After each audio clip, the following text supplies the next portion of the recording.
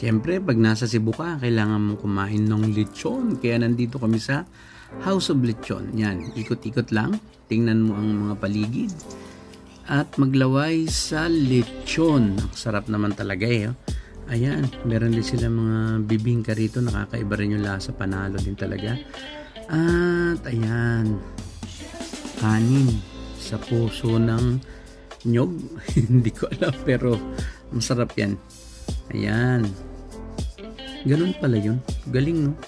Ito ang kanilang menu. So, ito, kumuha kami ng baboy, lechon na 1/4 lang din naman. Tapos, itong dinuguan na pwede na. At masarap naman din talaga.